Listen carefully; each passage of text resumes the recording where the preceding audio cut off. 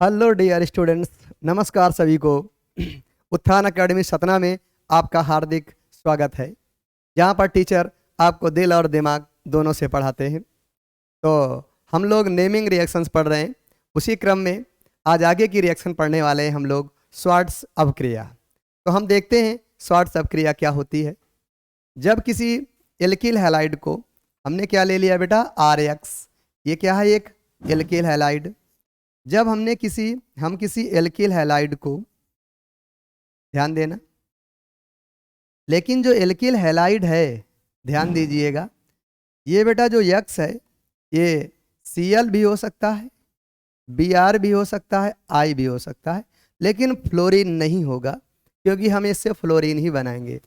इसकी रिएक्शन बेटा सिल्वर के साथ होती है, AgF सिल्वर फ्लोराइड, या फिर ऐसा कह सकते हैं कि Hg2F2 मर्क्यूरस फ्लोराइड से भी हम करवा सकते हैं।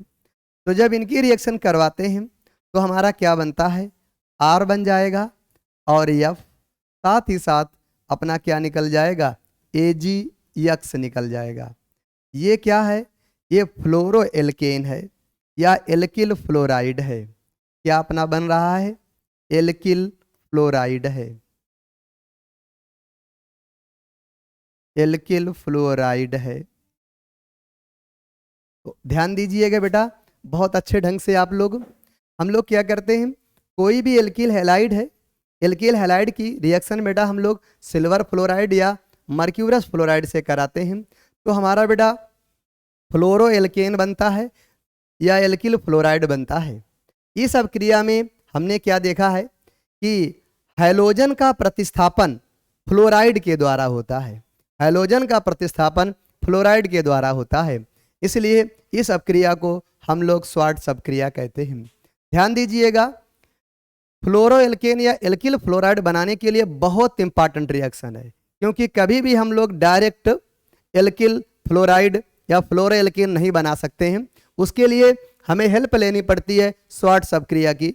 तो कन्वर्जन में या कैसे प्राप्त करोगे, ऐसे प्रश्नों के लिए बहुत इंपॉर्टेंट रिएक्शंस है। तो आप समझ गए होंगे, जब किसी एल्किल हैलाइड को सिल्वर फ्लोराइड या मर्क्यूरस फ्लोराइड के साथ अभिकृत करते हैं तब बेटा फ्लोरो एल्केन प्राप्त होता है या एल्किल फ्लोराइड प्राप्त होता है। इस अपक्रिया के दौरान जो एल्किल हैलाइड के हैलोजन परमाणु है, हैलोजन का प्रतिस्थापन फ्लोरीन के द्वारा होता है। इस अपक्रिया को स्वार्ट्स अपक्रिया कहते हैं। अब हम इसके एग्जाम्पल को फोकस करेंगे, यहाँ से इसके एग्जाम्पल को देखने वाले हैं।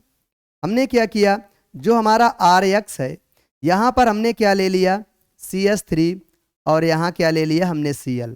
X के स्थान पर हम Cl ले सकते हैं, Br ले सकते हैं और I ले सकते हैं। ध्यान रखिएगा, ये हमारा मेथिल ब्रोमाइड है, ये हमारा क्या हो जाएगा, मेथिल ब्रोमाइड हो जाएगा।